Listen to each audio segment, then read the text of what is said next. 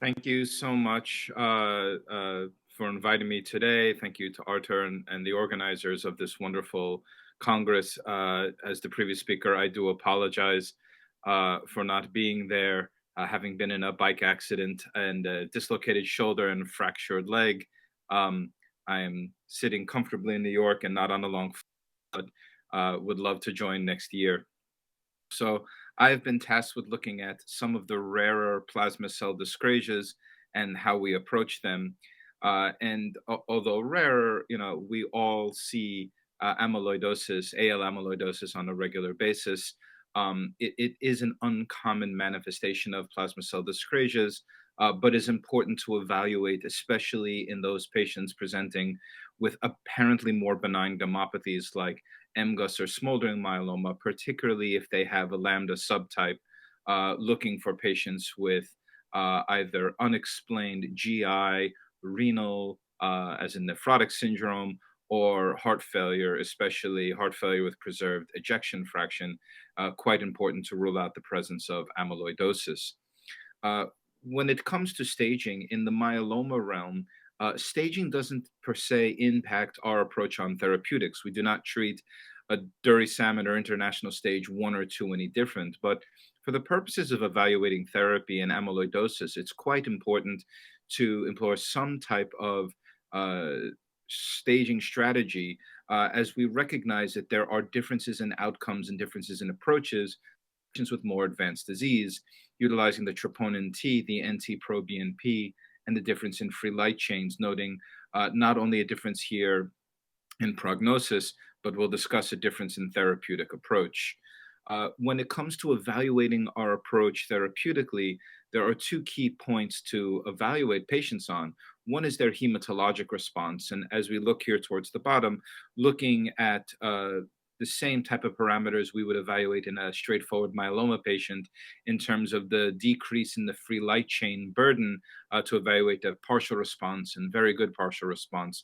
However, depending upon the specific organ involvement, there are strict criteria to evaluate both response and progression in deference to whatever organ happens to be involved.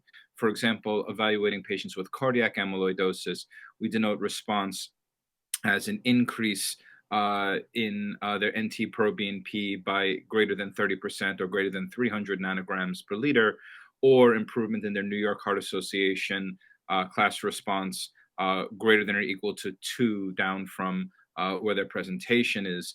And we can see here a listing of all the others: decrease in proteinuria, decrease in alkaline phosphatase, important for both renal and hepatic amyloid, respectively. Now, what we understand about amyloidosis is that depth of response is absolutely key. Deep hematologic responses correlate with deeper organ function responses. And although we don't achieve MRD negativity in all of our myeloma patients, I think we are all at some level willing to tolerate residual disease in myeloma, especially if the patient has no ongoing sequelae or no ongoing crab symptoms from their disease. However, in amyloidosis, there is an unknown level above which the patient continues to form amyloid fibrils and below which they do not.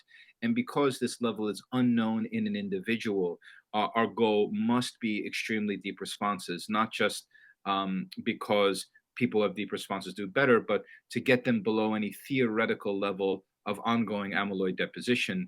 And we can see here that as you go from PR to VGPR to CR, we have the subsequent correlation in reduction in NT-proBNPs for those patients with cardiac amyloidosis. Now, we have come a far way, and over the last 30 years have evolved from giving classical chemotherapeutics, specifically oral alkeran and prednisone, to high dose melphalan, to the immunomodulatory agents, proteasome inhibitors, and now entering a new age with monoclonal antibodies, antibody drug conjugates, and CAR Ts. We ultimately, as we are able to achieve deeper reductions in plasma cell burden, we're able to further and achieve deeper responses from an organ function standpoint. And it is truly where you impact organ function, where we affect patients' overall survival. Now, despite the fact that at this year's EHA and ASCO congresses, the plenary and oral sessions for the determination trial of showing that although progression-free survival for autologous stem cell transplant still persists, we no longer have a clear overall survival signal from upfront autologous stem cell transplantation. And as a myeloma community, we continue to find ways to avoid, or some people find ways to avoid auto transplant in myeloma, stating that the current therapies are quote unquote better. I still believe in auto transplant for myeloma. In amyloidosis, I think it is quite clear that if you can get a patient to autologous transplant, they tend to have extremely good responses. Now, there is also a bias, as we will not take our more advanced cardiac amyloid patients to autograft. However, given the general slower nature of the biological progression of amyloidosis, if you are able to achieve deep responses as you can with high-dose melphalan, patients may take years, decades, or a generation or lifetime to progress. So there should still be an emphasis on consideration of high-dose therapy for amyloidosis patients. Separate from high-dose therapy in terms of induction and relapse regimens, what has become the most popular over the last few years has been the Andromeda data looking at Dara-Cyborg-D, which has shown improved efficacy over our prior VCD approach.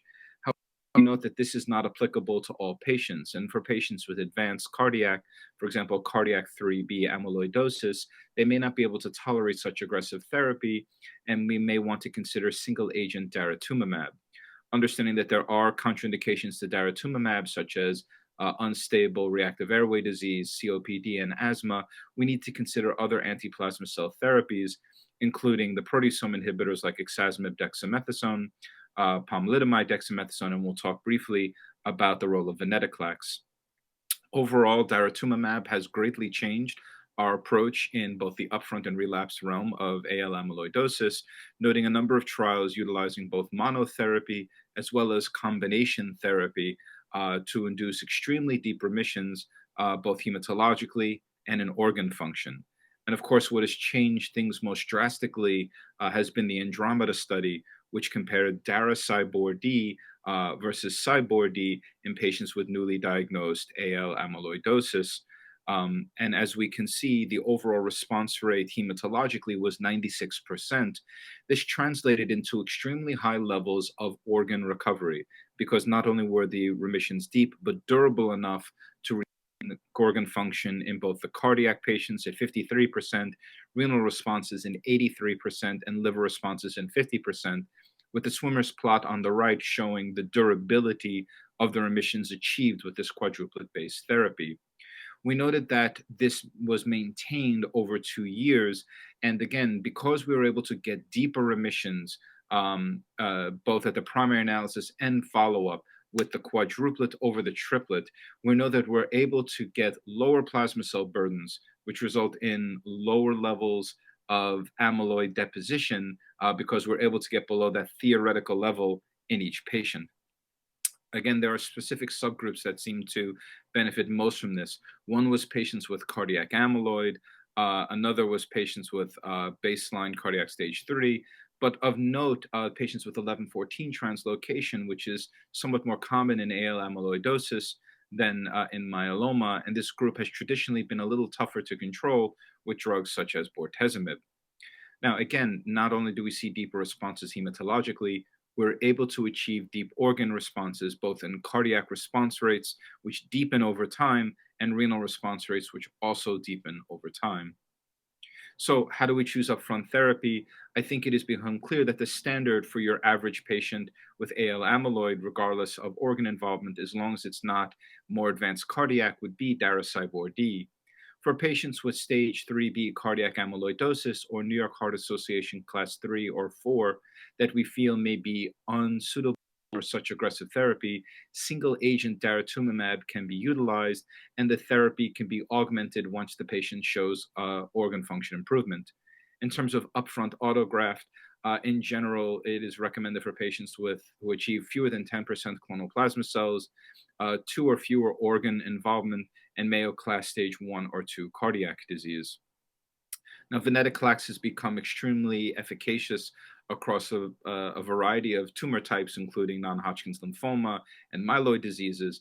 And we recognize that in plasma cell neoplasms, those who have high expression of BCL2 or 1114 translocations appear to specifically benefit from this approach.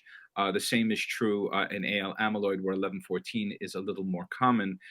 We utilized venetoclax across a variety of combinations in the relapse setting, showing extremely high response rates, specifically in those with 1114 translocated amyloid. Now, we've all come to recognize that there is a bit of a dichotomy in the amyloid world as to whether or not doxycycline truly has efficacy or not.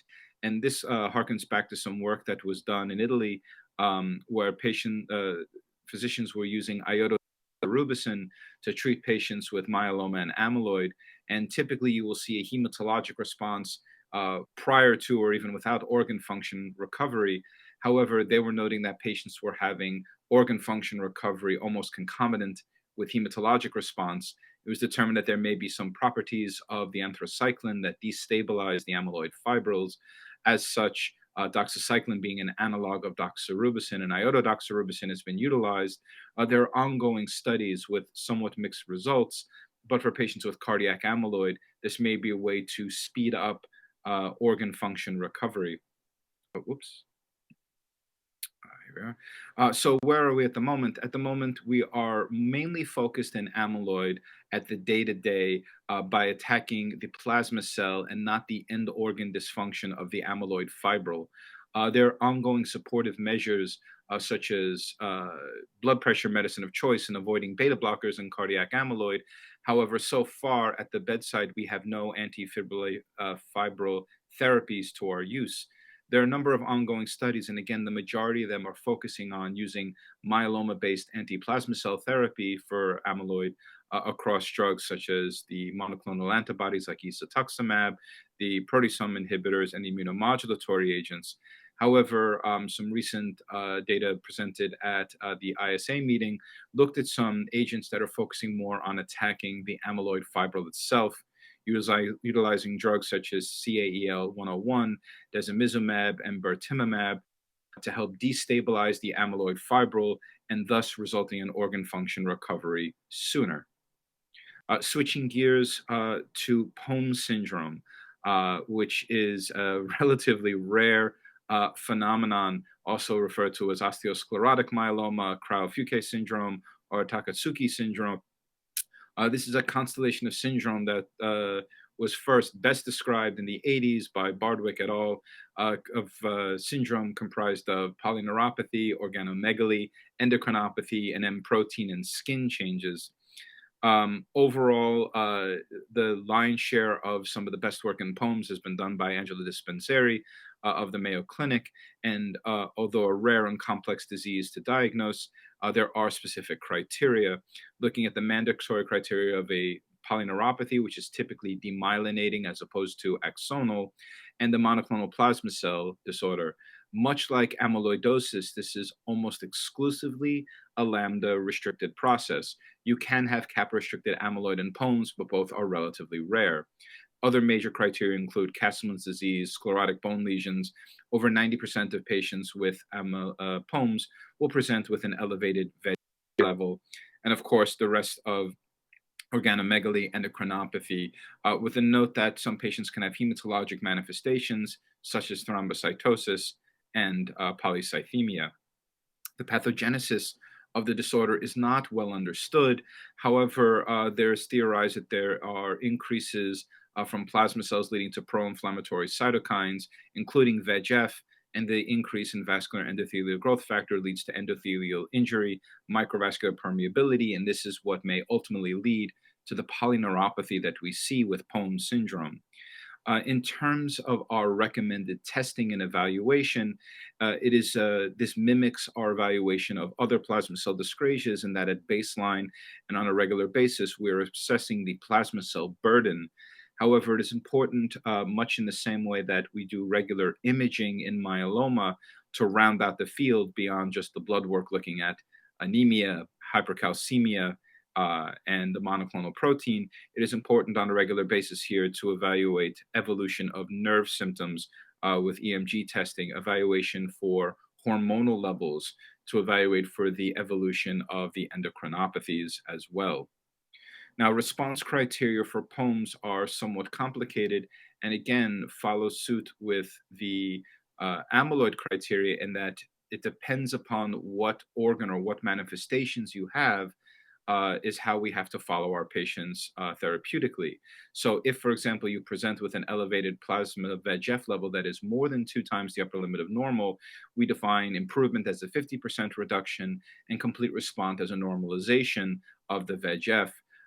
For if you have osteosclerotic lesions that light up on PET, we use standard RECIST-like criteria to follow improvements there. Same thing for patients presenting with pulmonary hypertension, ascites, or changes in hematologic function. So, how do we approach the disease therapeutically? And for the most part, our first pass is to kind of recognize whether or not this is presenting more as a focal disease, engendering the need for focal therapy, or this is presenting more systemically, engendering the need for systemic therapy. If there is localized disease, two or fewer localized sclerotic lesions on imaging, radiotherapy is an excellent approach for initial treatment. Now, there are some caveats in deference to this approach. Although this avoids the need for systemic chemotherapy, we definitely want to avoid axial and pelvic radiotherapy, as this may lead to long term bone marrow dysfunction and may affect the ability to potentially collect stem cells should they be needed in the future for autologous stem cell transplant. Furthermore, if any of the sclerotic lesions include any other organs within the radiation field, this may be somewhat prohibitive. However, if radiotherapy is not an option or the patient has clear systemic manifestations, there are a variety of upfront therapies, which are all essentially the plasma cell therapies that we use with ongoing consideration of stem cell transplant. We note that although there may be significant responses in using drugs such as thalidomide and bortezomib, we tend to avoid these early on, given the fact that these may significantly exacerbate the neuropathy that we see in patients presenting with POEMS. Again, it is worthwhile to, despite the fact that in myeloma, every year there's yet another paper trying to show us that transplant is not needed, transplant still can have a major role in POEMS. Again, getting patients down who have already typically low levels of plasma cells to even lower levels, noting that for patients that we do not achieve complete remissions, we may want to augment their therapy with further anti-plasma cell treatment. In terms of our therapeutic options, radiation in and of itself, especially when there is secretory like disease where you have only one or two lesions, can lead to a 50 to 70% clinical improvement across the board, which is very important. Despite the fact that this is a VEGF associated disorder, the studies with anti VEGF therapies such as bevacizumab have shown no consistent benefit. We note that steroids alone may have significant improvement, and those patients who are eligible and proceed with high dose therapy can have significant improvement. Again, drugs like bortezomib may be extremely efficacious early on. However, there is a significant risk you run of exacerbating sensory peripheral neuropathy. Ultimately, stem cell transplant represents an excellent option for these patients, as many of them will not have any other systemic manifestations of myeloma, such as renal dysfunction. And we note here that the progression free and overall survival rates are extremely high in these four study cohorts looking at auto transplant for POEMS as an excellent way to not only cytoreduce patients, but do so without increasing neuropathic symptoms. This was a wonderful study that was led by Arthur, so I had to at least give him credit for this and make reference. Arthur, being loved by everyone around the world, got everyone together to submit their POEMS patients from major myeloma centers. And although, if you probably looked at all of these myeloma centers together, which probably cared for tens of thousands of myeloma patients, we only accumulated around 100 patients with POEMS worldwide. This still represents one of the largest collections of POEMS data ever collected, again, led by Arthur. And we can see that there is a significant heterogeneity with approach. Most approaches involving IMiDs upfront, plus or minus autologous stem cell transplant. Although daratumumab has been utilized less frequent traditionally, I think it is being utilized more and more because of its non-neuropathic and side effect profile. So giving regimens such as Lendex or daratumumab Lendex upfront have come into favor, at least in my practice, because you can achieve deep responses without worsening neuropathy. One of the things that came out from the study was we noted that in multivariate analysis, the things that predicted for poor outcome in our group seemed to be anemia, thrombocytopenia, and age over 60. And honestly, just to put it all together, these diseases are still quite rare. They're all complex in terms of their diagnostics as well as therapeutic approach. Currently, the mainstay of therapy for both AL amyloidosis and POEMS remains to be directed against the plasma cell. However, there are certainly ongoing studies looking to specifically target, in case of amyloidosis, the fibril formation itself, and in POEMS, blocking the prevention of neuropathy. And with that, I will thank you all very much for listening and take any questions or comments.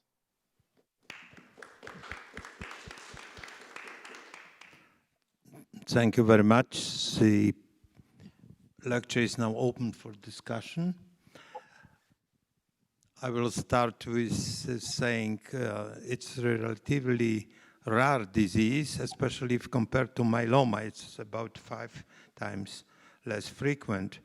On the other hand, it kills quicker. So as I remember from the lecture by that, the survival is much shorter, median survival calculated against myeloma. Would you comment on that? Because a question arises whether this disease is diagnosed properly. My feeling is that it's under-diagnosed, and we should give advice to general practitioner when to go direction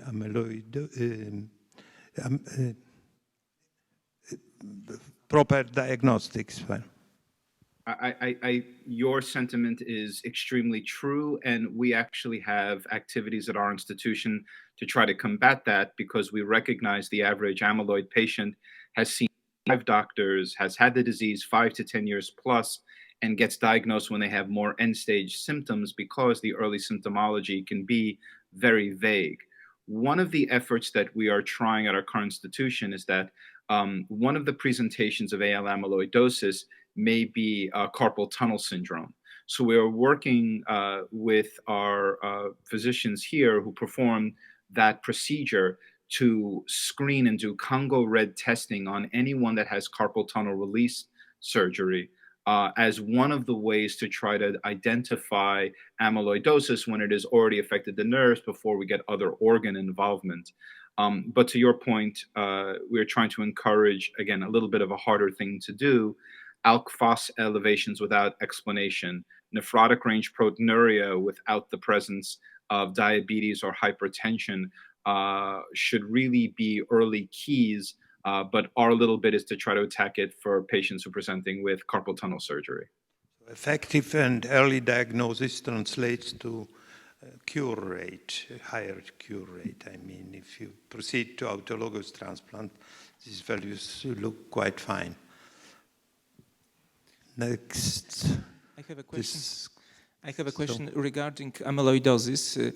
Of course, we are hematologists and we treat AL amyloidosis, but we have 36 types of amyloidosis.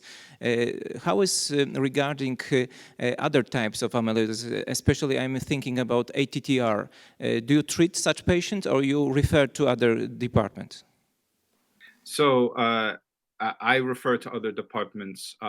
In our institution, we have a kind of dividing line where the rheumatologists treat the AA amyloid, the cardiologists treat ATTR, and the hematologists treat AL, especially in the sense recently, the textbooks always say treat the underlying disorder. However, with Vyndamax and tafamidis, Vyndamax or tafamidis being approved for ATTR amyloid, one of the interactions that we have now is that indication for the use of that agent in ATTR by the label in the FDA excludes patients with AL amyloidosis. So we are now functioning as the hematologic clearance so that our cardiology colleagues can provide Vindamax to older patients with wild type ATTR amyloidosis, because in their evaluation, the same people who develop wild type ATTR in their 80s are also likely to have a monoclonal gammopathy. So we are creating in our institution a multidisciplinary group. However, the primary therapy for AL remains with us, and we leave ATTR to the cardiologist. The second question I have regarding very difficult situation regarding amyloidosis with type 3A, 3B, and 4, according to Mayo Clinic. This is unmet need because this patient dying very early. And what is your first-line treatment for such patients? So in general, I give these people single-agent daratumumab, and I give them doxycycline, and that's pretty much the therapy. Recognizing that doxycycline may not have any significant impact, but these are people that already have such heavy burden, especially the cardiac ones. We need to do everything we can to dose reduce it. The one thing that I would that I think is very important is many of these patients will present with dysrhythmias, potentially very significant dysrhythmias. However, I recommend against the placement of implantable defibrillators because we have found that the overwhelming majority of malignant dysrhythmias in advanced cardiac amyloid patients are non-shockable rhythms. It's PEA and asystole, not VFib, VTAC. So the placement of defibrillators actually does not improve outcomes. And unfortunately, a number of years ago, we had a patient die on the table while receiving an implantable device because these are typically non-shockable. Okay, thank you. Professor Deptawa? In my experience, it seems that amyloidosis is very underdiagnosed. And what measures, what do you suggest that you would earlier identify these patients? Because they frequently are having not really clear symptoms. Yeah, I think this is very difficult. One of the things is first identifying the monoclonal gammopathy. And I love the work that's being done in Iceland now with the iStop-MM study, because, although many of the patients that we diagnose with monoclonal gammopathies will never go on to have a symptomatic disease, we need to identify things early.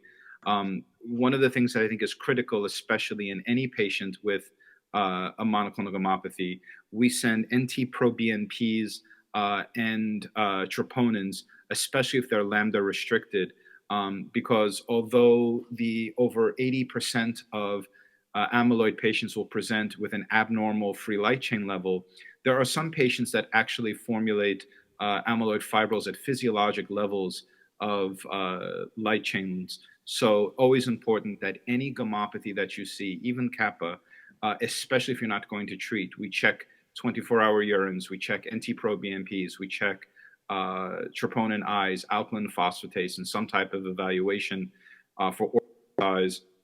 And for patients who have any unclear GI symptoms, we recommend either gingival or rectal biopsy. Given the vascularity, the sensitivity of gingival or rectal biopsy is much higher than random endoscopic biopsy. Thank you very much. Professor Saha? In a patient with high-risk amyloidosis who start treatment with CyberD plus daratumumab, achieving VGPR or CR, would you proceed in a time of 3 to 6 months to autologous transplantation as a consolidation therapy, or would you just observe until the first signs of progression? So I will admit my bias. I'm still a very big believer in autologous transplant. I think there are few therapies that we have ever devised in cancer, and specifically myeloma, that you can infuse over a half an hour and have a decade or a lifetime of remission. And as someone pointed out a little bit earlier, these are patients that can have such low levels of progression, such slow that you can get them in quite deep remission. So all else being equal, I still take the patients to upfront autograft. That being said, what we are starting to do now is trying to understand how MRD impacts that decision in amyloid. That because Daracibor-D gives us such deep remissions, if we achieve MRD negativity, my guess is that those patients are so deep, they probably don't need auto transplant. So that's what we're starting to do in clinic, but not being done in any formalized way. Thank you very much. Okay, so concerning the POEMS syndrome, do you see any role of daratumumab, isatuximab in the treatment of such syndrome? Absolutely. I think that very classically, we've given these patients lenalidomide dexamethasone only and kept them on. But I've started adding daratumumab to the very small number of patients that we actually see with POEMS because it's able to achieve deep plasma cell debulking without adding neuropathy. And it tends to be very well tolerated in these patients.